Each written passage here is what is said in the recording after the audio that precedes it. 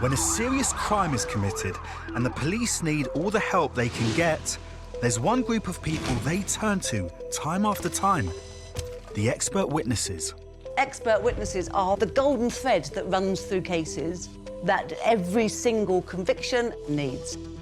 An extraordinary army of men and women with the expertise to reveal the hidden clues criminals have left behind.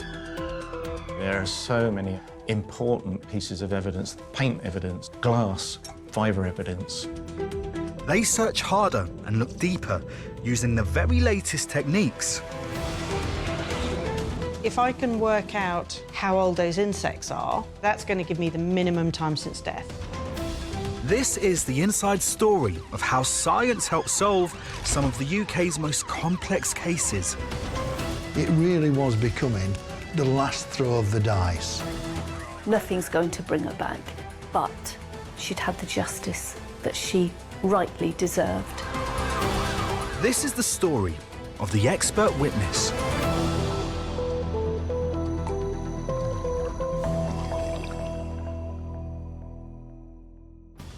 Today, we travel to Edinburgh to look at the fascinating story behind one of Scotland's longest-running investigations, the World's End murders. They just had the terrible misfortune to cross paths with two evil, dangerous men. And we go to Scamden Moor near Huddersfield to look at the science behind finding the killer of Christopher Pratt. I like to think that the forensic entomology is providing one bit of the jigsaw evidence, and it might often be the missing one that finally solves the picture.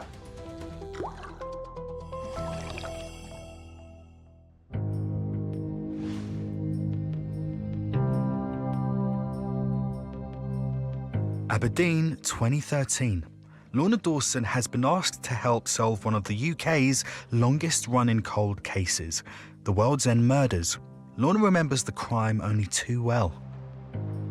I got a phone call from Lothian Borders Police, and they said, we've got a cold case here, and there's some soil samples that were taken from one of the victims in the World's End murders.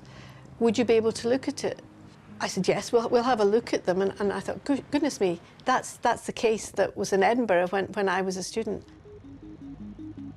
Edinburgh, 1977, a city famous for its nightlife, when suddenly two 17-year-old friends, Helen Scott and Christine Eady, were discovered murdered after a night out at the city's famous World's End pub. I had just moved to Edinburgh as a student studying geography and geology, and it shocked us all. There was a real fear, particularly amongst my peer group, who were the same age and stage as poor Helen and Christine. For Detective Tom Wood, the World's End case remains one of the most important of his career. On the 15th of October 1977, Saturday, two young girls went out for a night out in Edinburgh and ended up in the World's End pub in the High Street. It's noticed that there's a couple of men join the company, and these are strangers, and they're seen speaking to Helen and Christine. At 10 o'clock, the pub's closed, and everybody leaves. So they're seen leaving, going down St Mary's Street in the company of these two men. That was the last witness sighting of the two young women. Helen's brother, Kevin, was 11 years old. He remembers growing panic at home as the hours passed with no word from his sister. I remember waking up and there was still a light on in the house, so I got up and my mother was sitting downstairs, wondering why Helen didn't come home. Come the next morning, obviously, there was a lot of concern. You just knew it wasn't right. The following day, Helen and Christine's families received the news they were dreading. Their daughters' bodies had been found. First was Christine's. A dog walker had been walking along the tide line of the beach and saw what he thought was a tailor's dummy lying on the coast. As they approached, they got closer, they realised it wasn't a tailor's dummy, it was actually the body of Christine.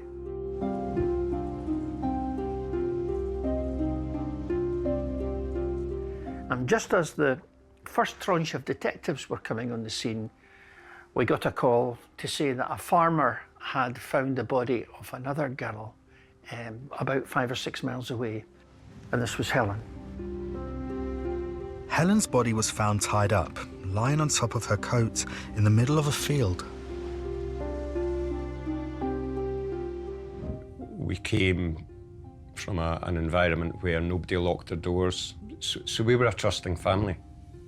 Helen was a trusting girl. The household was just distraught. I mean, it blows a family apart.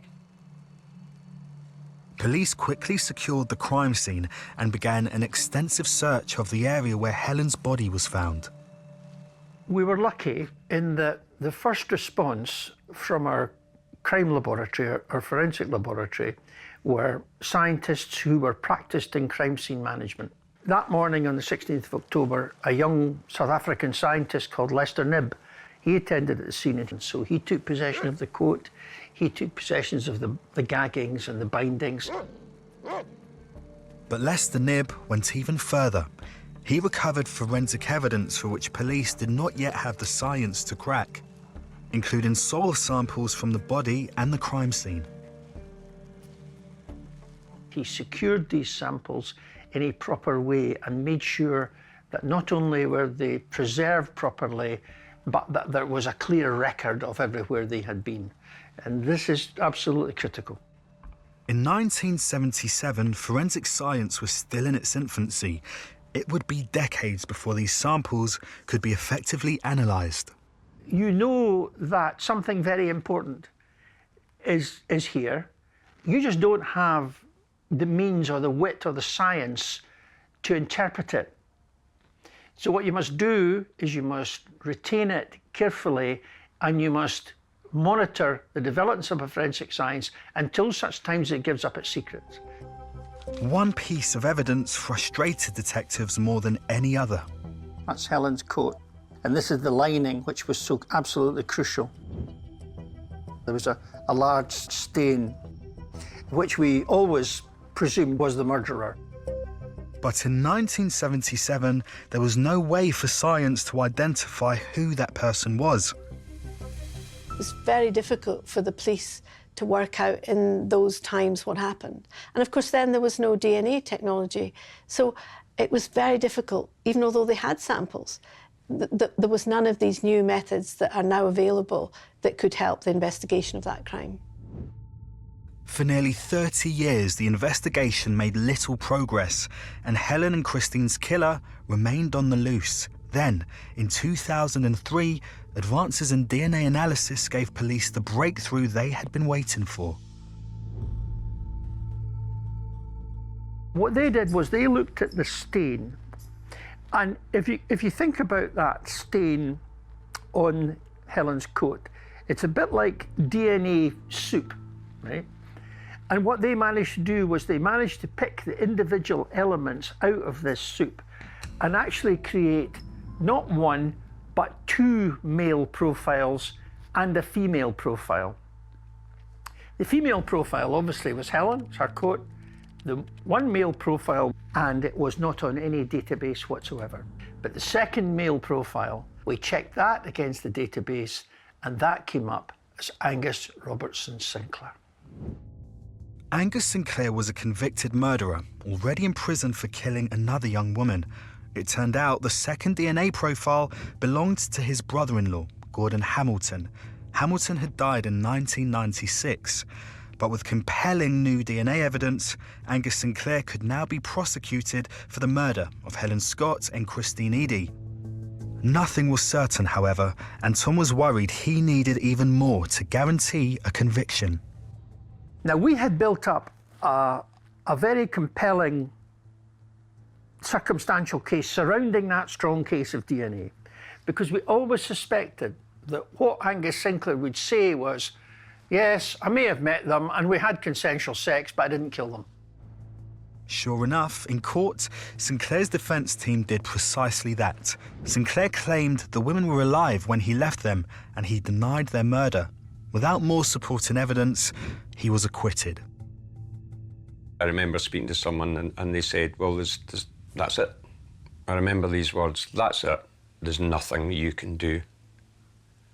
And I remember walking away from that thinking, somebody can do something. It would take another 7 years of scientific progress, but that somebody would prove to be soil expert Lorna Dawson. In the intervening period between the first trial and 2013, we had been developing methodology to look at the organic profile in soil. So soils vary across a landscape, but they also vary with depth. Because soil can be georeferenced, the inorganic part can tell us about what the underlying geology is, and that is mapped, so we know where it has come from. Soil helps us answer the where question. They tried to convict Angus Sinclair in 2007 using DNA evidence alone. It wasn't enough.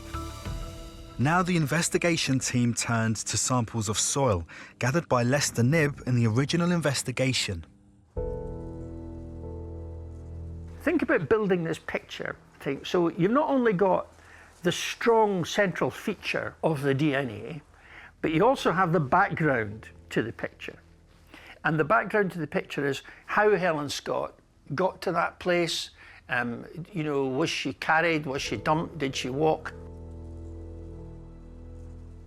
In 2007, Angus Sinclair's defence team claimed Helen was still alive when he left her. They insisted someone else must have killed her. Now, brand new soil analysis techniques could prove otherwise. So these are the traces.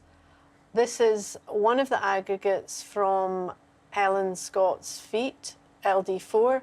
This is another one. Now you can see that they have different profiles. Lorna compared these samples from Helen's feet with samples taken from around the crime scene. This question sample from Helen's feet likely came from this grass verge, while this LD5 aggregate, which also came from her feet, shares the characteristics of this profile, which was that of the wheat field where she was found. Lorna was beginning to piece together Helen's final moments.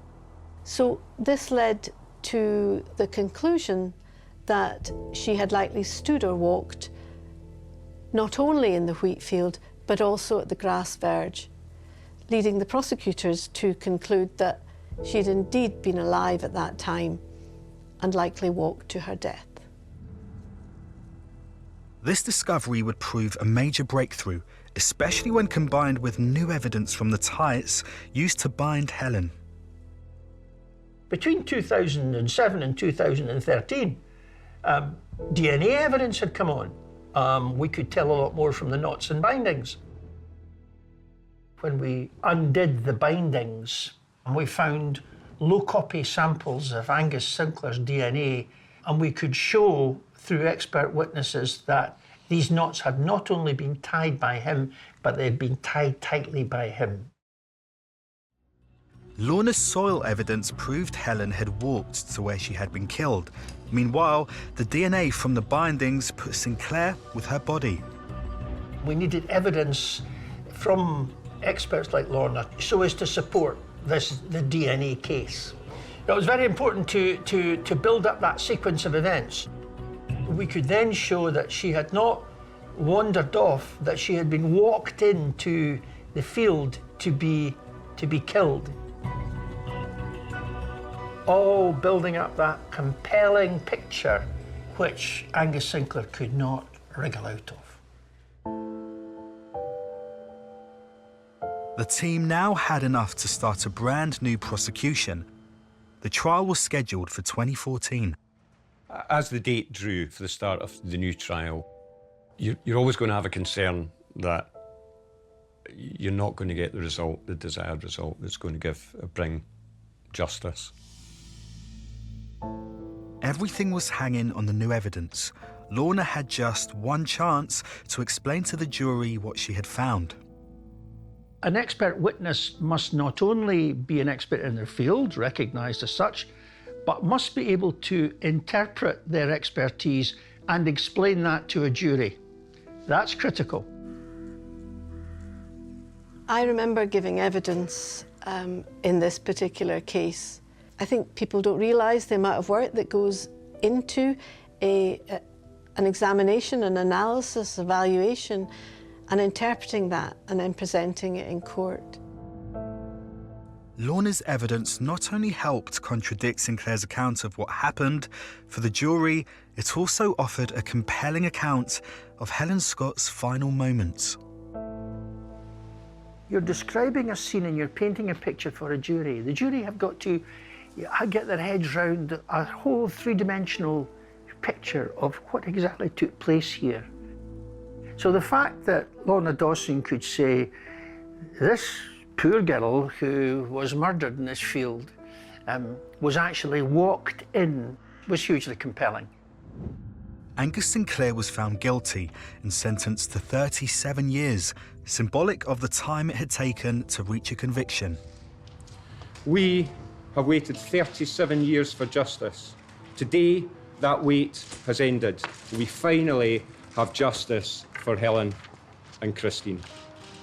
Angus Sinclair was one of the most evil, dangerous men to walk the face of the UK in the 20th century. I've got no doubts about saying that. What I would say to the expert witnesses is thank you for everything you've done. The story of what happened to Helen and Christine, there was no witness that saw the crime. There was nobody that could point a finger. Two bright young girls at the very start of their lives, what might they have achieved?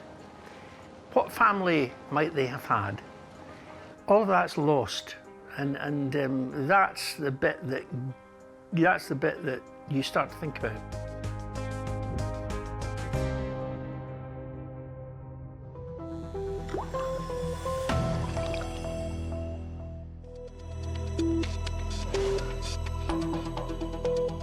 The number one question that police ask me is, how long has this body been dead? Forensic entomology is providing one bit of the jigsaw evidence, and it might often be the missing one that finally solves the picture.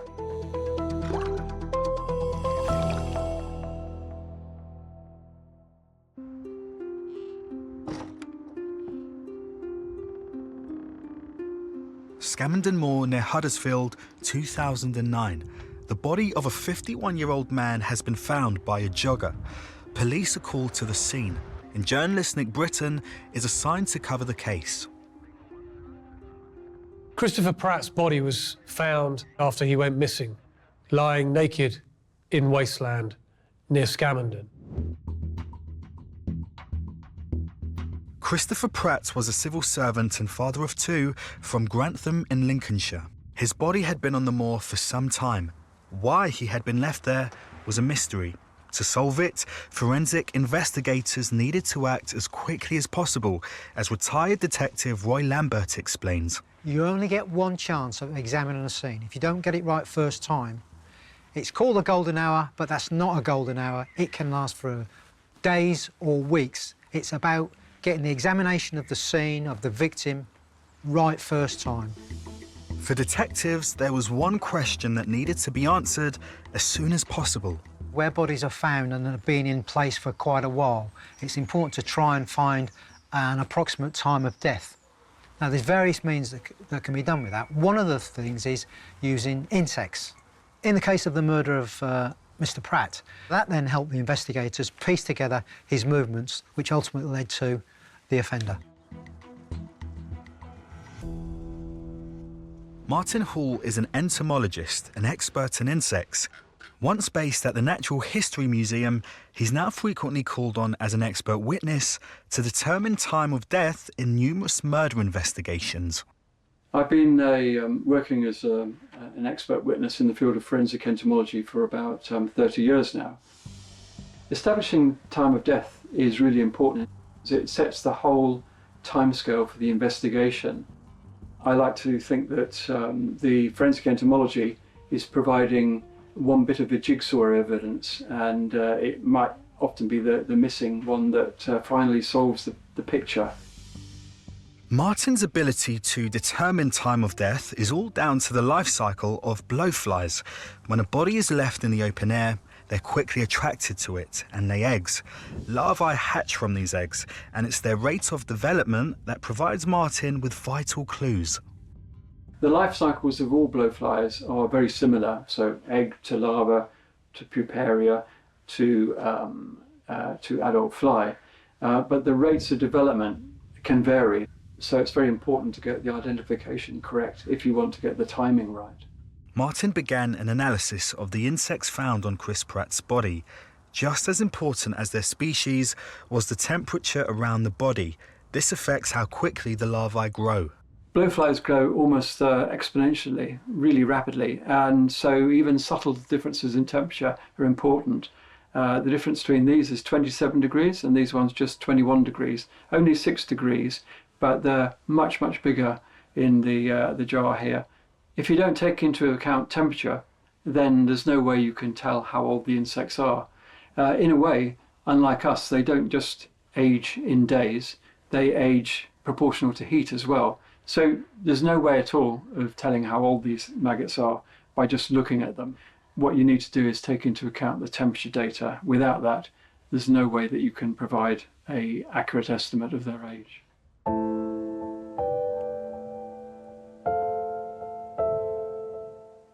Scamandon Moor has a microclimate very different to the surrounding area.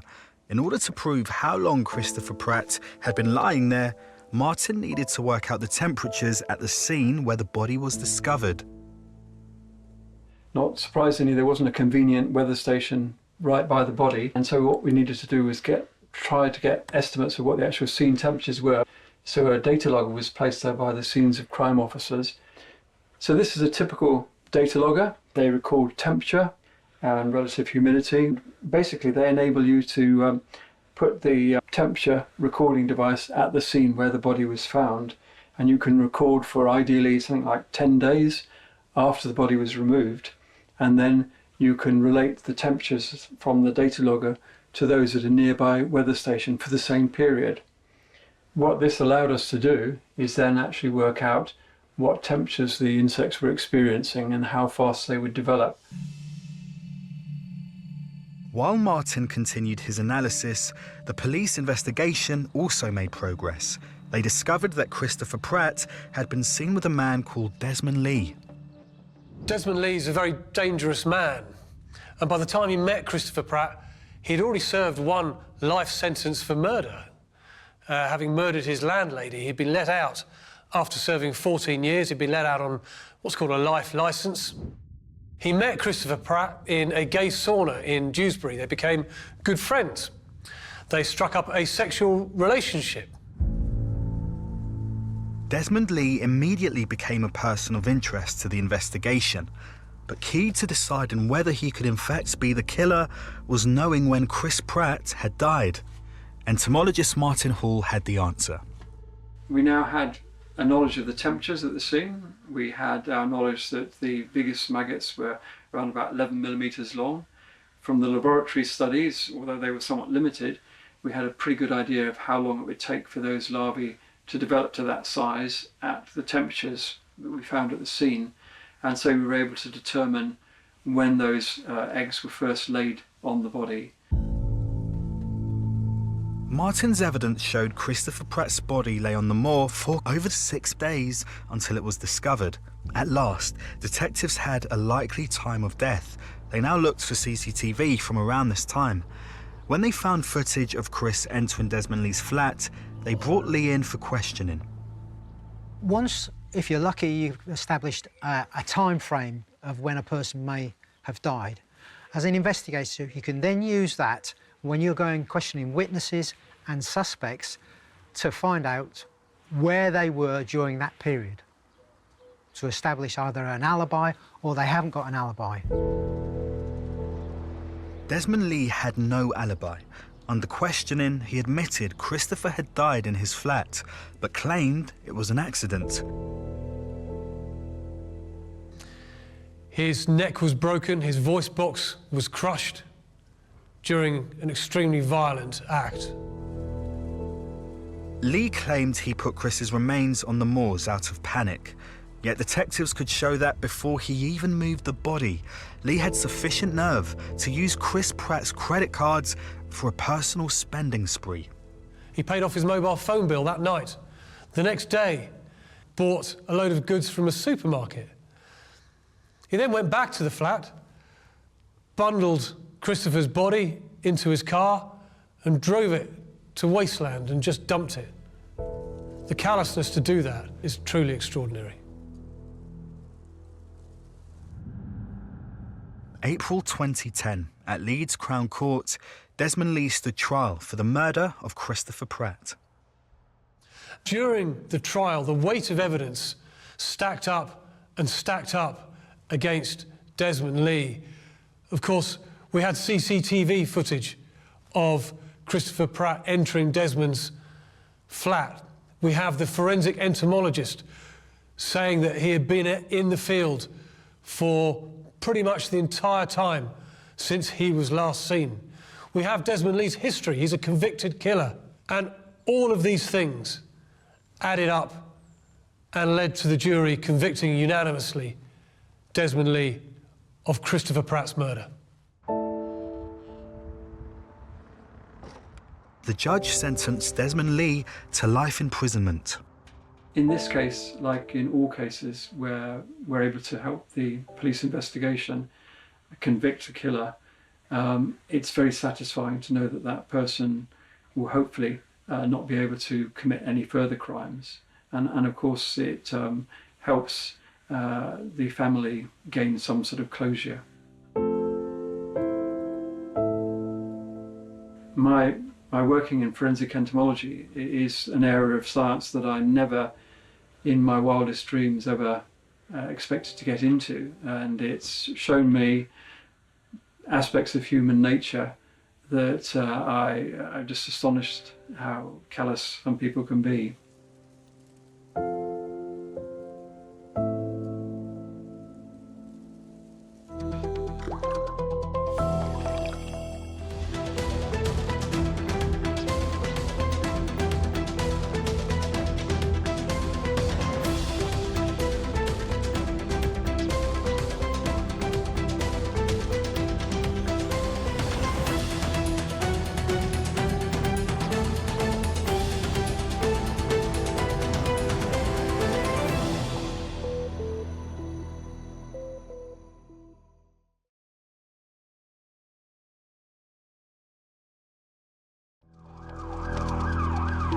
When a serious crime is committed and the police need all the help they can get, there's one group of people they turn to time after time. Expert witnesses are the golden thread that runs through cases that every single conviction needs. An extraordinary army of men and women with the expertise to reveal the hidden clues criminals have left behind. There are so many important pieces of evidence: paint evidence, glass, fibre evidence. They search harder and look deeper using the very latest techniques. If I can work out how old those insects are, that's going to give me the minimum time since death. This is the inside story of how science helps solve some of the UK's most complex cases. It really was becoming the last throw of the dice. Nothing's going to bring her back, but she'd had the justice that she rightly deserved. This is the story of the expert witness.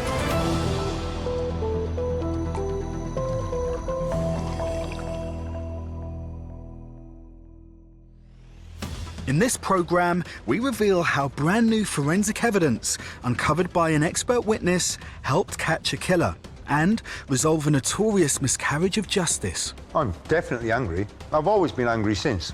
They say, oh, don't be angry, let it go. Well, you let it go. Go and sit in the cell for 2 years, take you away from your family.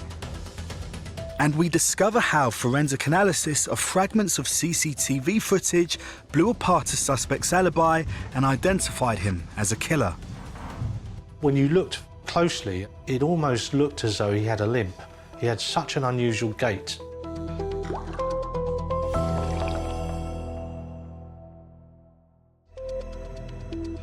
This is the story of how DNA finally caught the killer of Lynette White.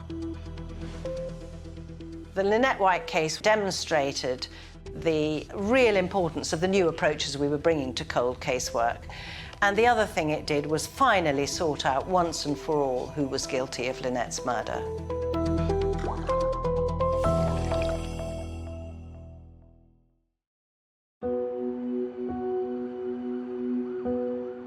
Town, Cardiff, 1988. Lynette White was just 20 years old when she was found stabbed to death in this flat above a bookmaker's. John Williams is a writer and journalist who covered the case and its consequences. Lynette White was a sex worker from Cardiff. She's a girl who'd had a very troubled childhood. She was found in a room that belonged to a friend of hers. She'd been stabbed something like 58 times. John Actie was 26 years old at the time and living in this part of Cardiff. He knew Lynette a little, just enough to say hello. This is James Street. This is where the young lady was killed. The first I heard about Lynette White's death was on the Monday morning, the 15th, the day before my daughter's birth. And then I got the paper, but I went, oh my God, I know this girl from walking around the streets, you know? It's the first time I've stood out here. She was a young lady, you know, and it's just sad that she went through such a brutal murder.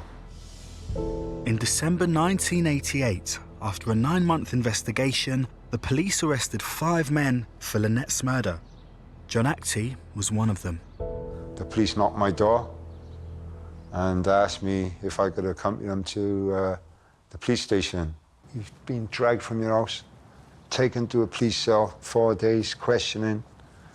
Then he took me back to another police station and then he charged me. And I didn't come out of jail for the next 2 years. You know, they put me in jail for a crime I never committed. All 5 men protested their innocence, and there was no forensic evidence to link them to the crime. But they would be held in custody for 2 years awaiting the trial. The prosecution case rested on witness statements that have since been discredited and a confession from one of the men which implicated all 5 of them. The real key piece of evidence was the confession of Stephen Miller, who was Lynette White's boyfriend. Stephen Miller was a vulnerable young man. He was assessed as having, low IQ.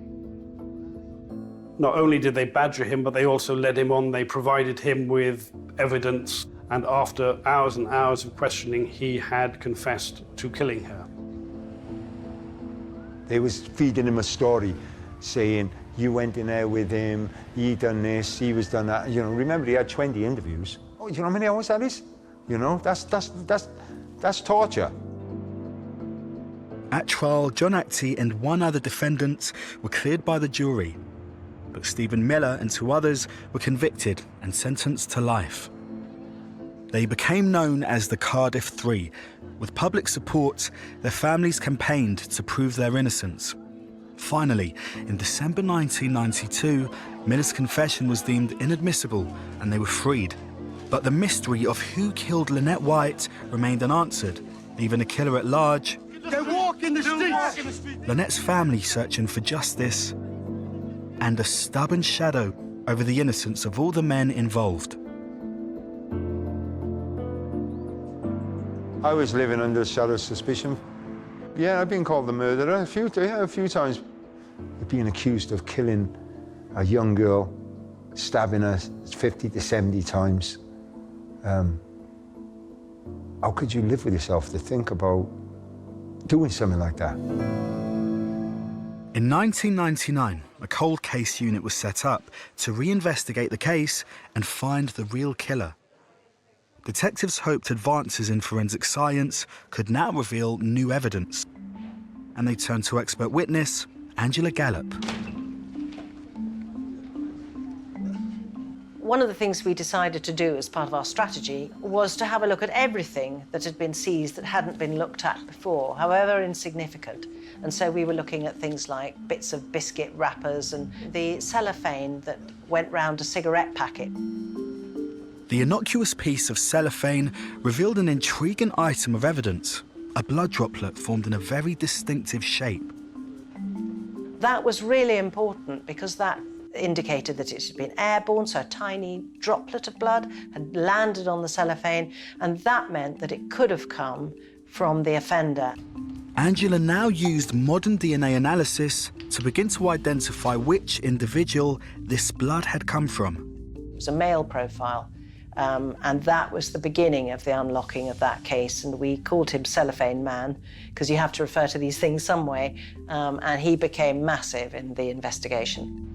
Cellophane Man's blood did not match any other samples originally recovered from the crime scene in 1988, and one speck was not enough to prove he killed Lynette White.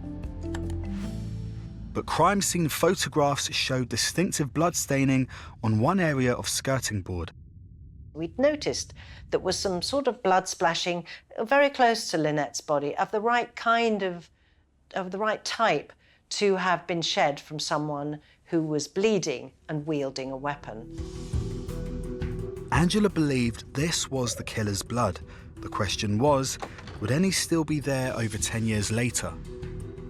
I visited the murder flat 3 or 4 years after the actual murder, and there was blood stains all over the walls. Someone had put one thin coat of white paint over it, but you could still see the blood stains. It was absolutely, absolutely horrifying. It had been over a decade since Lynette White was murdered.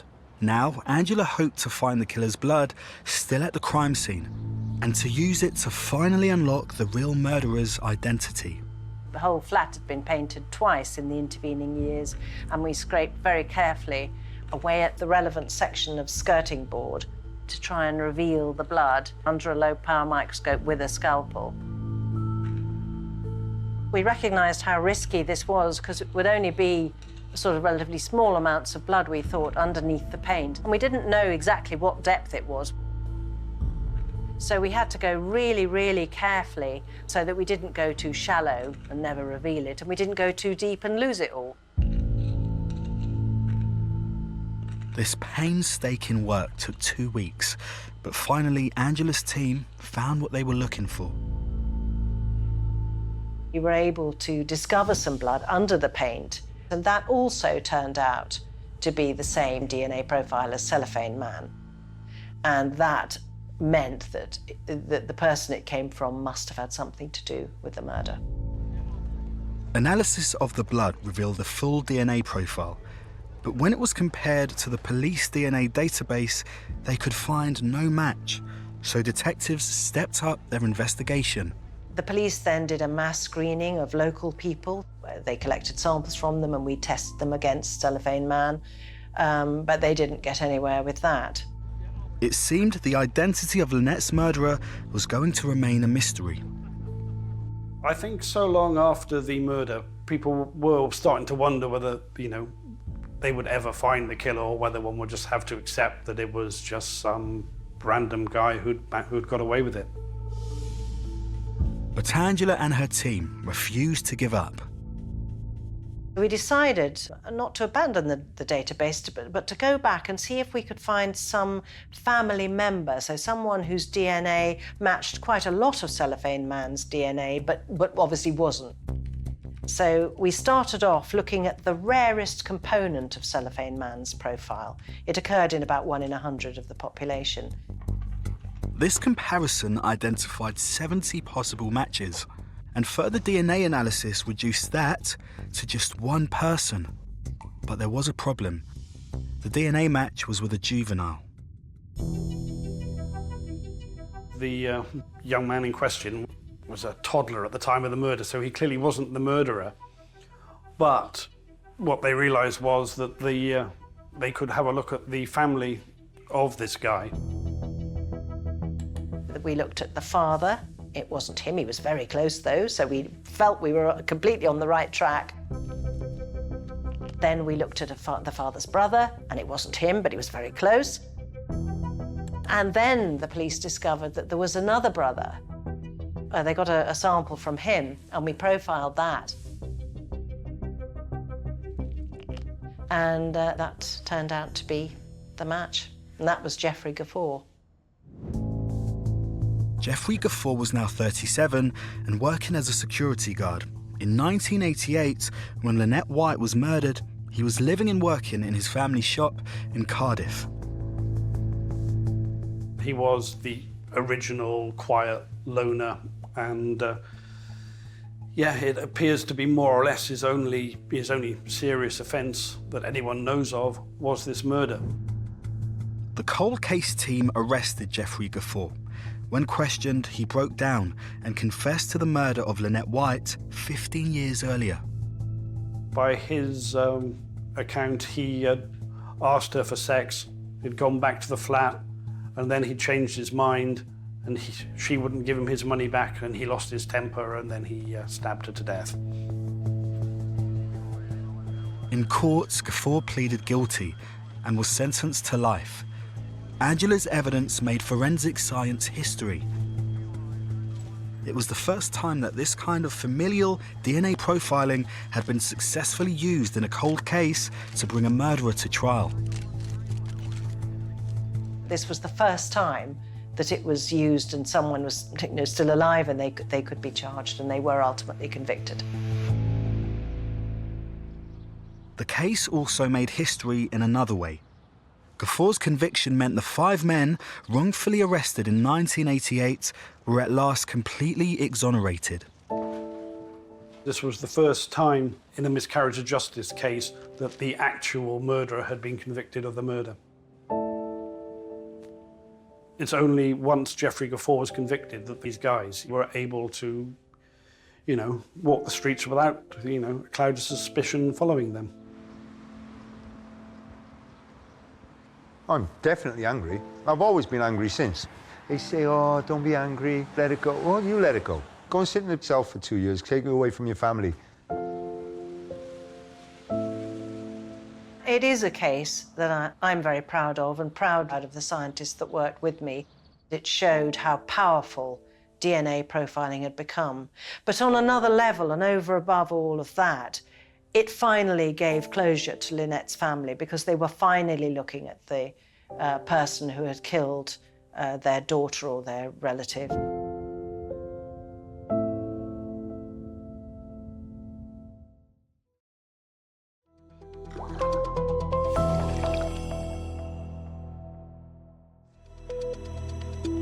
If you're being mugged in Lewisham, how are you on camera a stone's throw from the murder scene? The way every person walks or runs is actually unique. In forensic gait analysis, you're trying to detect small differences in how a part of the body is moving.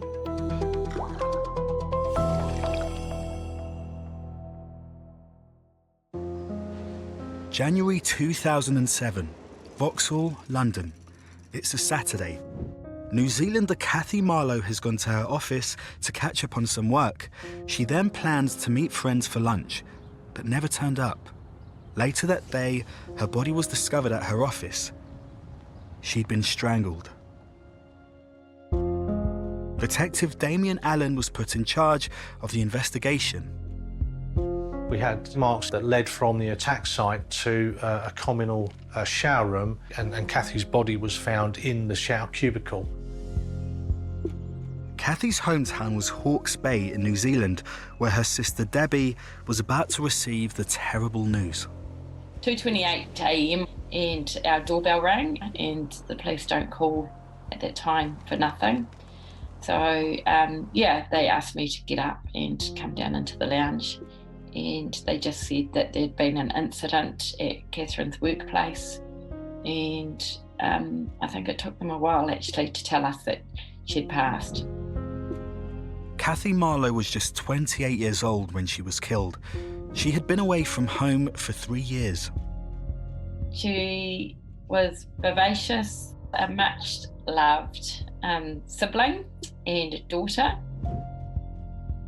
There's only so much you can do in small town New Zealand, so she was quite keen to get out there and experience the world, really. And you expect them to come back in one piece. And my brother and I did it, and so why shouldn't she? Cathy's colleagues have paid tribute to her, describing her as a bright, much-loved and highly regarded young woman. Senior investigating officer Damien and his team began with a fingertip forensic search of the offices and surrounding area. The circumstances of the attack remained a mystery. It may be a colleague, it may be a stranger, we don't know. So I remain open-minded, hence the importance of the forensic work we're doing. There were no witnesses. We had a complicated forensic scene. There was no CCTV inside the venue, but there were cameras dotted about, in the locality. Police had hundreds of hours of CCTV to scroll through, but after weeks of false leads, they had still not identified any firm suspects. It's a popular misconception by the public that CCTV is the panacea when it comes to investigations, but the reality is somewhat different. It's a busy urban area, you've got lots of cameras, varying quality.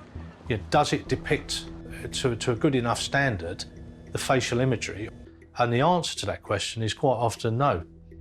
Weeks went by, and with increasing media scrutiny, the pressure was on Damien's investigation. After 4 weeks, he and the team had made slow progress, and then a big leap forward. I had a call from the Forensic Science Laboratory to say, we've identified one male DNA profile from 2 separate fingernails, which was, a real breakthrough for us. The profile matched 31-year-old Matthew Fagan, a web production manager who had moved to the UK from America in 2001. He was on the police database because of a minor offence for drunkenness. He also had a connection to where Cathy worked. So we had a hit, and we now had a potential suspect. And what we established was that Fagan had worked for that company, the same company Cathy had worked for, and really he was an underperforming employee that ultimately resulted in him being sacked 6 months previously. Fagan's DNA was found on Cathy's fingernails, but because they had shared an office, it wasn't conclusive proof he had attacked her. But Damien did now have his first possible suspect, and when detectives returned to the CCTV, they found another crucial clue. So here's the CCTV camera that picks up Fagan heading towards the scene. But that was a shot through this iron gate. So we've got Fagan at about 1302, 1303, moving towards the office block where Cathy worked. So this is in advance of the murder.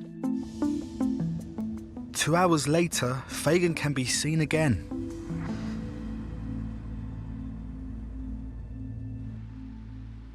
This street was quite important because this is where Fagan was captured twice on CCTV. Just after 3 o'clock, walking away from 66 South Lambeth Road. This is at 1503, and this is after the murder's taken place. And it looks as though he's carrying something at this point. Fagan was brought in for questioning, but insisted the person seen on camera was not him. He even gave an alibi. Fagan claimed he was 5 miles away in Lewisham, that he had been mugged, injured his head, and had then gone to hospital to have his injuries looked at. Damien wasn't convinced. We found no evidence that he had been in Lewisham at that time, and no evidence of any journey there, whether by walking, public transport or vehicle. The hospital confirmed Fagan did have a head injury, and he could be seen on their CCTV checking in at reception. But Damien believed he was injured not in Lewisham, but 5 miles away in Vauxhall around the time Cathy was attacked. Now, he needed to prove it. The problem was the CCTV footage was nowhere near clear enough to do that in a court of law. But Damien had another idea. And part of the role of being a senior investigating officer is understanding what is available out there in terms of forensic experts. What tools in the box could you employ to help you improve the case that you put before the jury? And when you looked closely at how Fagan walked, it almost looked as though he had a limp. He had such an unusual gait. Damien turned to an area of forensic science known as gait analysis. So this is the setup from our gait laboratory. Dr. Julie Stebbins of Oxford University is an expert in the field and runs a laboratory that analyses how people walk.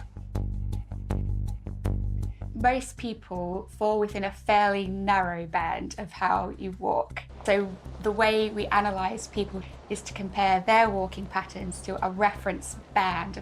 So we're looking for where they fall outside of that band. Gait analysis allowed a comparison between footage Fagan agreed was him at hospital and the footage Damien believed was him near the crime scene. So I would first of all look at overall how the person's moving, if there's anything about the smoothness of their walk, the symmetry of their limbs.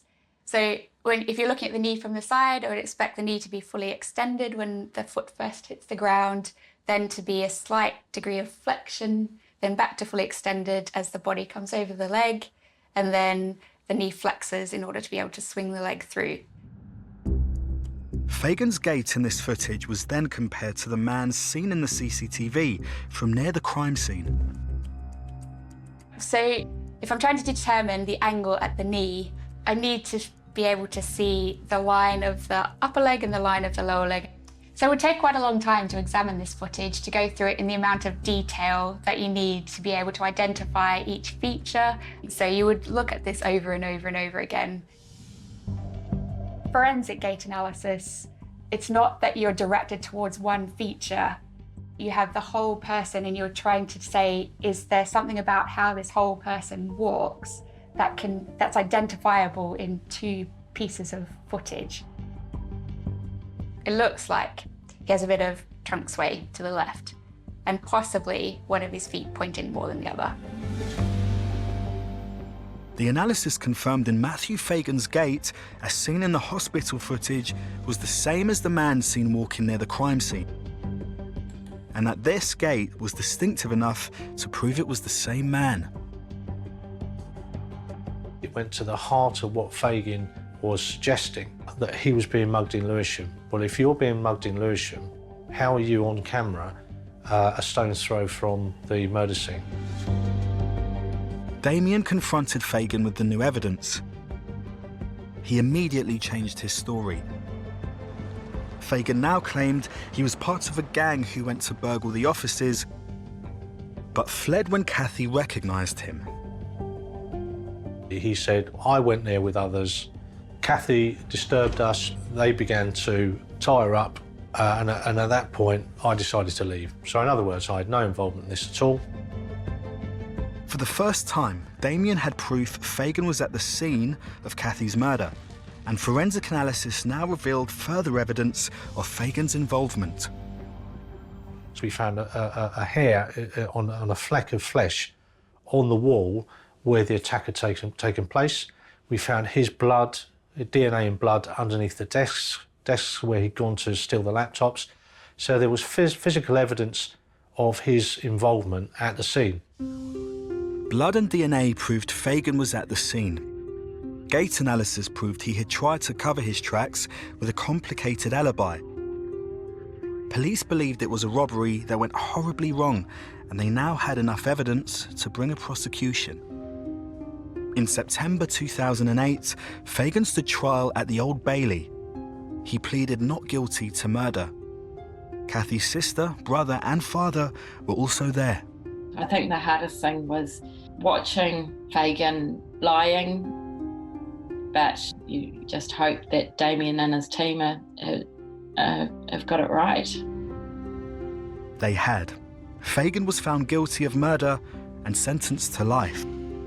Damien stood with Kathy's family as they heard the verdict.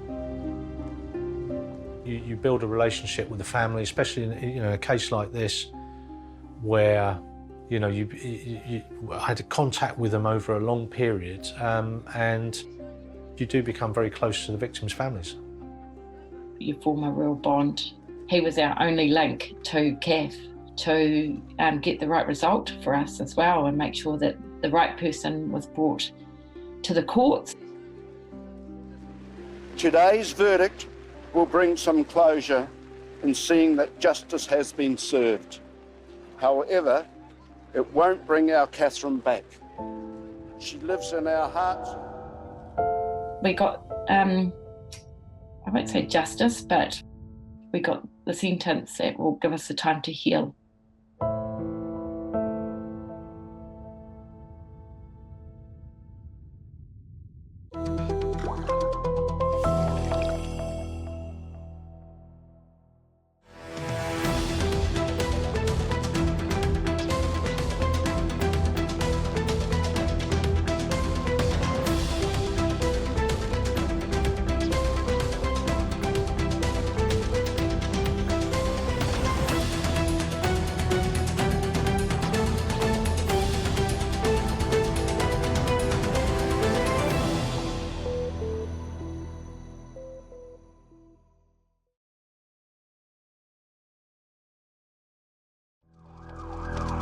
When a serious crime is committed and the police need all the help they can get, there's one group of people they turn to time after time: the expert witnesses.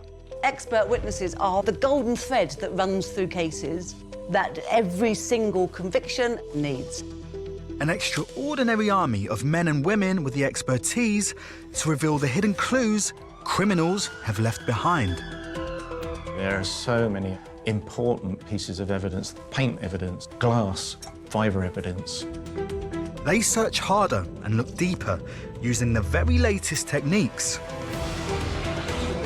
If I can work out how old those insects are, that's going to give me the minimum time since death.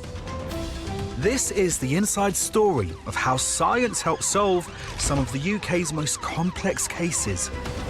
It really was becoming the last throw of the dice.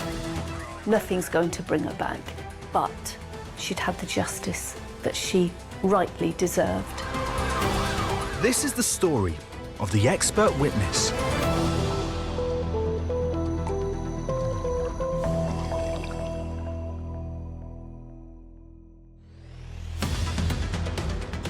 Today, we reveal the forensic imaging expertise behind the eventual capture of Michael Hardacre, the Rochdale Ripper. After terrorising this small mill town, with that life sentence, Rochdale could finally breathe a sigh of relief. And we discover how translating slang exchanges between friends in an online chat revealed a chilling murder plot. The facts of this case are just simply shocking. The police, they knew that if they were going to bring a prosecution, they had to get to the bottom of this conversation.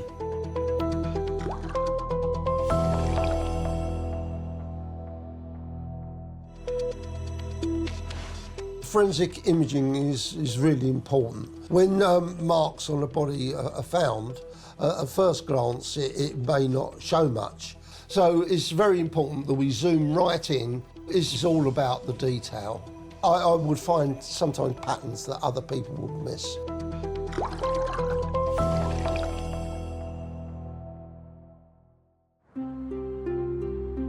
Rochdale, summer of 2000. A retired school teacher is assaulted and killed on her way home from a night out. The body of 65-year-old Eileen Jorchek was found in an alleyway just a few minutes from her home. The prosecution at Manchester Crown Court says she suffered an attack of horrifying brutality. Crime journalist Ron K. Phillips covered the case as it developed into one of the biggest manhunts in UK history. Eileen, she'd been to her local pub for a reunion, taking part in a pub quiz. She was going home, she was almost home, when she was approached from behind and grabbed from behind. I mean, it was horrific. Eileen Jorchek's daughter Claire was 35 at the time and living in London with her husband. It was about 3 o'clock in the morning.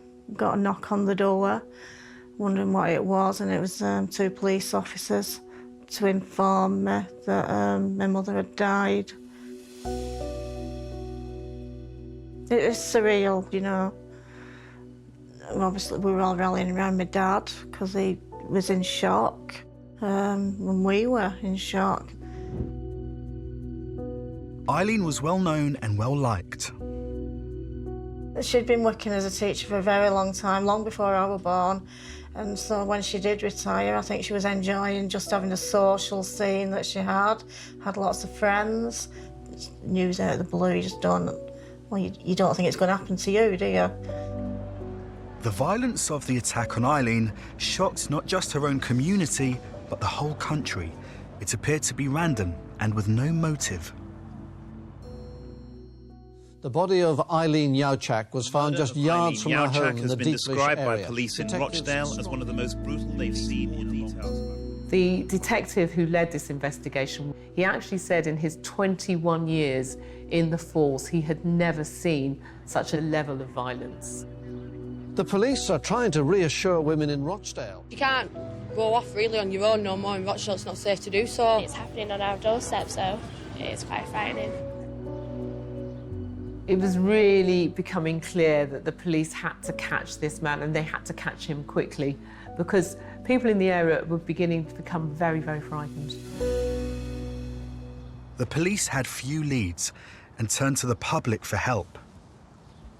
I mean, the police were appealing to everybody, and what they were saying to members of the public is that, look, we don't know who this is, but it could be someone you know. It could be a member of your family, a member of your community. Please consider every possibility. While police trawled for witnesses, forensic scientists analysed crime scene evidence for usable traces of DNA left by Eileen's killer, but there was none. So they turned instead to other tiny traces of evidence.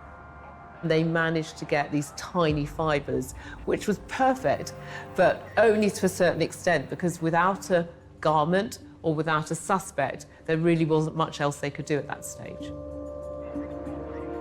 You are in limbo, you're just waiting. And I mean, the police were very good, kept us informed all the time, but I don't imagine they had too much information at the time.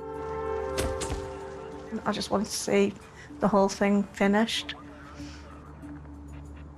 The police had no DNA and no suspects to match the fibres to, but a dangerous person was still at large.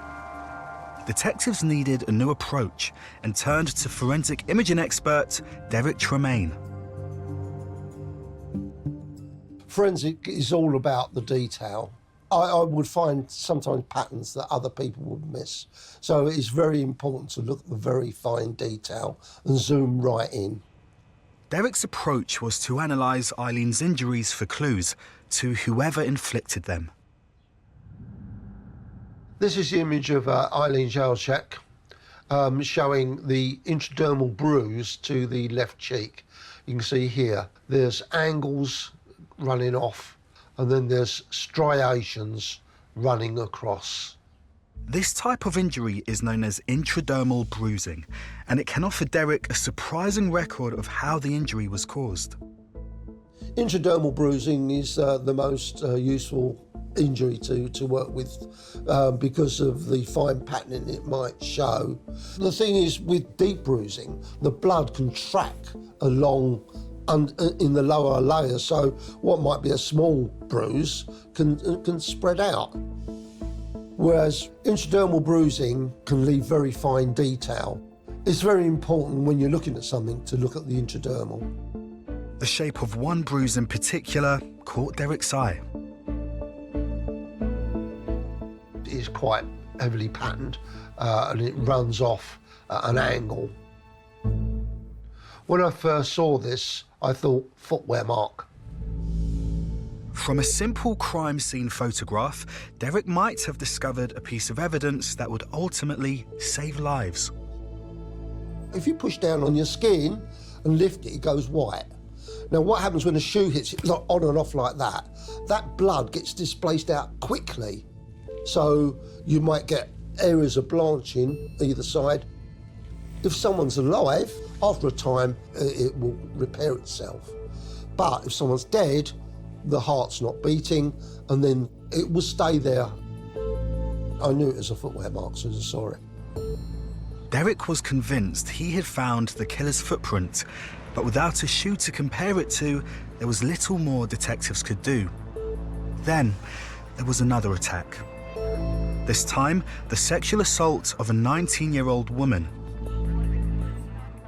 And this was just 1 mile away from where Eileen's body was discovered.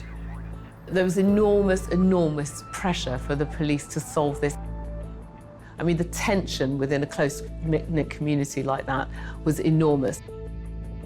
The police and the Rochdale community were asking if the same man could be responsible. But this time, police had an all-important clue, DNA, that identified the attacker. The forensics for those pointed to a petty burglar called Michael Hardacre.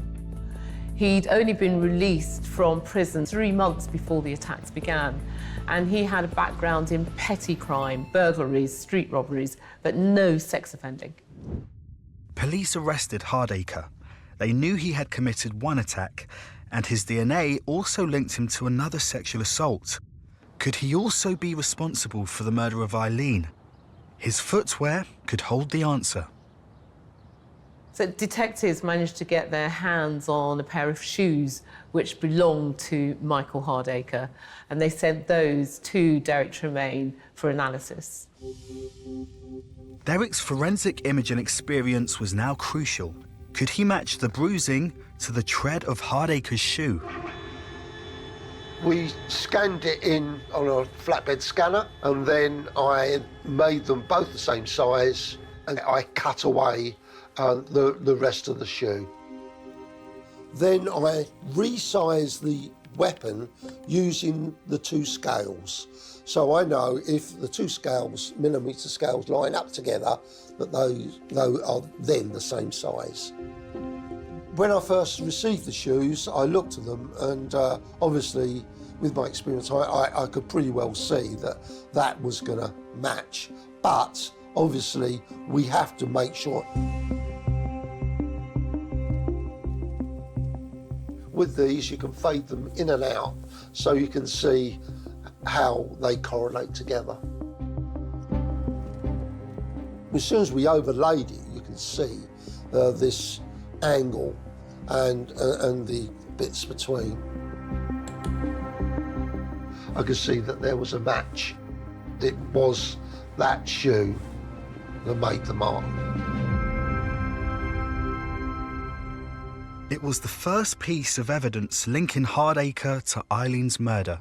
That meant detectives could now reconsider the importance of the fibres they had found. Did they also link to Hardacre? Now, Hardacre, his girlfriend had given this a fleece, and he went everywhere in this fleece. He loved it so much, apparently.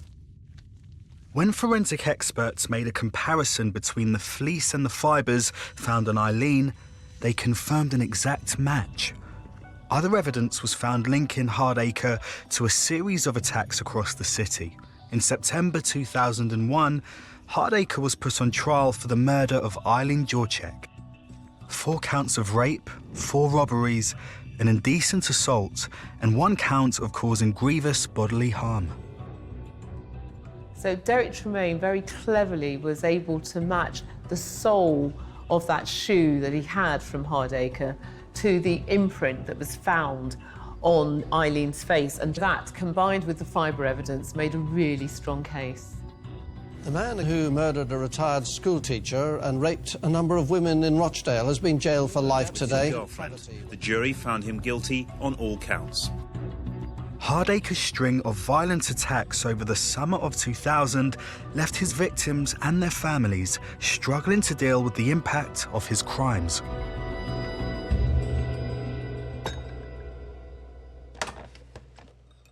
Once it started coming out what I'd done, I was horrified. I was feeling sorry for the other victims, because not only that, because they'd survived it. Obviously, we were pleased that they got someone, because I didn't want anyone like that walking around. If they don't get arrested, they're going to go around, carry on doing what they're doing.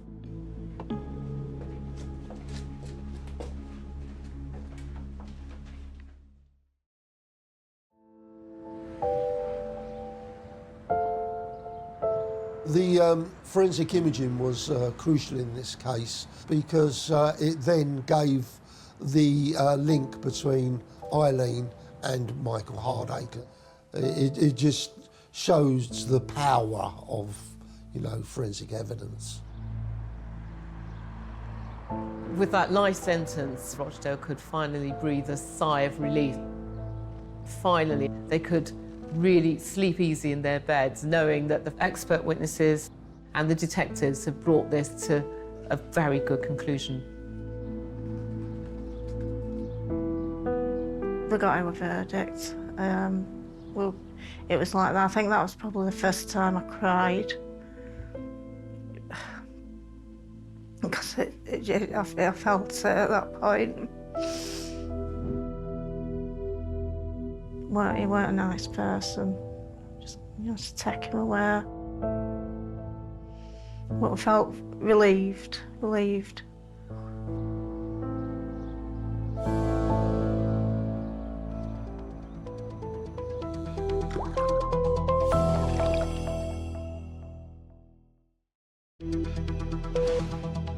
The fascinating thing about language is how it constantly changes, both over time and between communities, and sometimes people, police, juries, courts can struggle to keep up.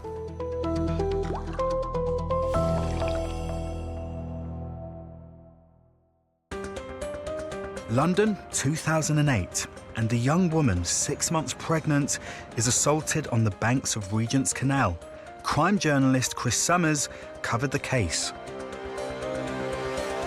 The facts of this case are just simply shocking, that somebody could do something so unspeakable.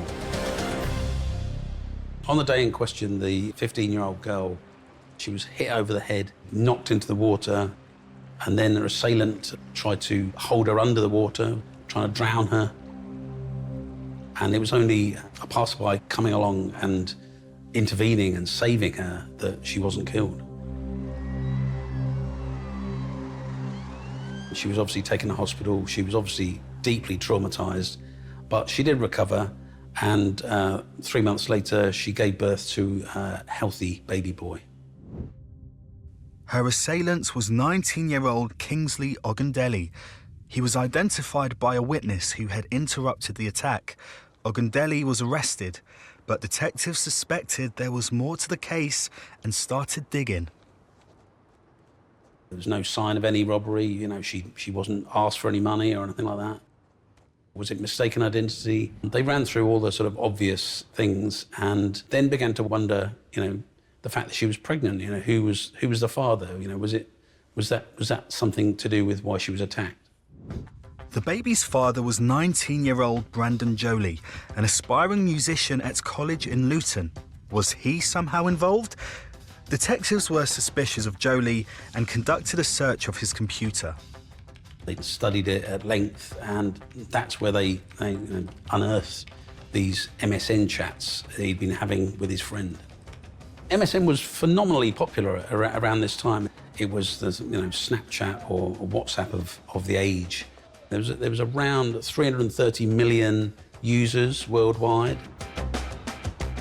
The friend Jolie was chatting to over MSN was Kingsley Ogundele. It was clear from the messages they were talking about Jolie's pregnant girlfriend, but it wasn't clear what exactly they were saying. The police knew that Brandon and Kingsley were cooking something up in these MSN messages, but what was difficult for them is that it was all written in street talk, young people's slang. So the police, they knew that if they were going to bring a prosecution, they had to get to the bottom of this conversation. Detectives had a hunch they were onto something, but to understand what, they needed to understand the chat between Jolie and Ogundele. So they turned to a new and emerging field of expertise, forensic linguistics, led by expert witness Tim Grant at the University of Aston. This chat log was carried out in what we would call back then multicultural London English. It's sometimes referred to as Britain Urban English. So it picks up features from Jamaican English, but it's not, as it's sometimes characterised, as Jamaican patois. There are other features of multicultural English in there as well. Tim needed to interpret the urban English used in the MSN messages and show proof his interpretation was accurate. The conversation was quite an ordinary conversation, and they were just passing time discussing the TV show they were watching. Brandon Jolie was in Luton and Ogundele was in London, and they were chatting away, discussing this, that and the other, and then Brandon Jolie brings up this problem about his girlfriend.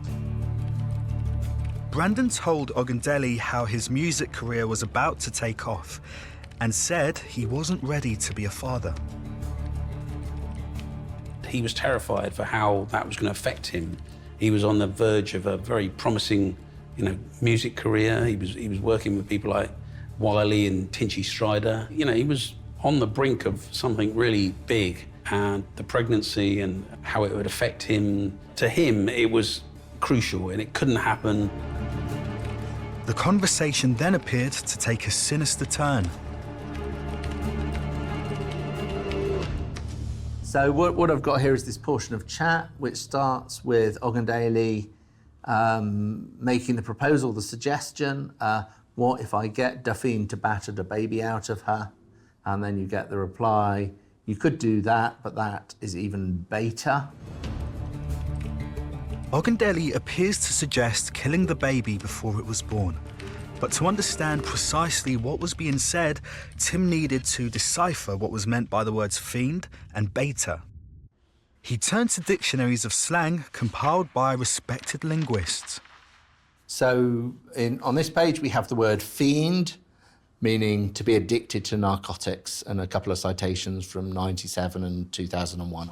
So we have the word bait here, and I think the earliest citation of the word bait is from 1872, and the one that's most likely to apply in this case was an individual who's likely to get into trouble or face unwanted attention. So you can see how that extends to doing something that's bait. It's going to get you into trouble. Ogundele was suggesting he could get a drug addict or fiend to carry out the attack. Jolie's reply that would be even better meant they would be sure to get caught. But what did Ogundele mean by his next suggestion? I'll get the fiend to duppy her den. Some aspects of slang are very, very long-standing indeed, but when you're talking about street slangs associated with new immigration, perhaps they do move faster, and multicultural London English can be a version of that. Duppy in 2008-9 was a relatively new term in multicultural London English. The regular sources hadn't used it. It's an old word in Jamaican English. There's a Bob Marley song called The Duppy Conqueror, and a duppy in Jamaican culture, folklore, is a sort of slightly undead character. It's a ghost. So if a duppy means a ghost in Jamaican English, Tim now had to work out what to duppy someone means. It's used as a noun, a duppy. The conversational turn in the chat log was to duppy someone. So the instinct is, can this term duppy, is it moving, is it transforming to be used as a verb? To turn someone into a ghost? Is it a conspiracy to murder? But that's supposition. Supposition doesn't stand up in court. Tim needed proof.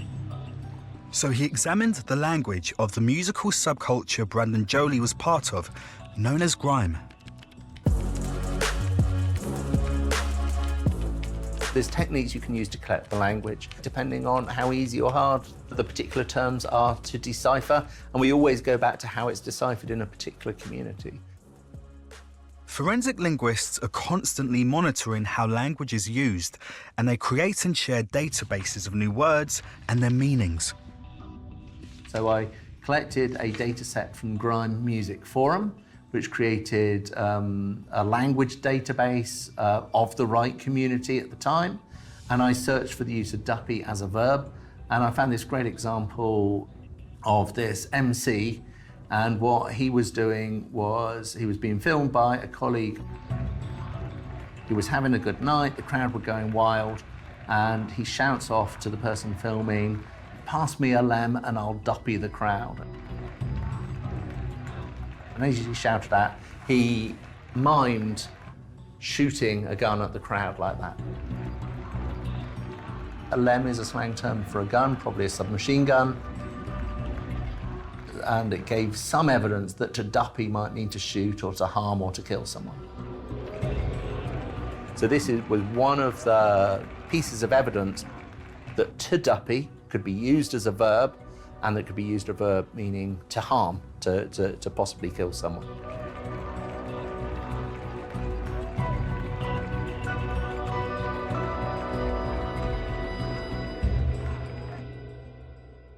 Tim now had evidence of Jolie and Ogundele conspiring to murder. So there was an initial idea to get a drug addict, a fiend, to carry out the attack on the girl, but it was decided that that was too obvious, it was bait. And then this portion of the chat ends up with Ogundele saying, "We will do it then." In December 2009, both men stood trial for conspiracy to murder. Chris Summers followed every detail of the case. Jolie had asked the girlfriend to have an abortion, but she had said no. And at that point, he considered that he would have to terminate her and the baby. That was, two lives you were gonna take, was pretty shocking. But that was what he set out to do. The account of the attack by the eyewitness was crucial evidence. But without Tim's forensic linguistic investigation, it would have been impossible to prove the conspiracy charge. I don't just stand up and say, I've done my research. I show how the words are used in context in non-controversial text. And then you look at the text that's really important to the case, and then they can see that the same meaning is being used there. I explain to the jury that this is the word as it is used in context and allow them to draw their conclusions. Tim's evidence was groundbreaking. It was one of the first times in the UK that an expert witness provided evidence to prove the definition of slang terms. The forensic linguistics people in this case were quite crucial because they were the people who could decode the MSN chats, which were at the heart of the whole case. Brandon Jolie was found guilty of conspiracy to commit murder and sentenced to 14 years. Kingsley Ogundele, who had carried out the attack, was sentenced to 18 years. Forensic linguistics, as being admissible, has grown over the last 20 years or so in the UK and around the world. We improve the delivery of justice through the analysis of language, and that's the objective we seek.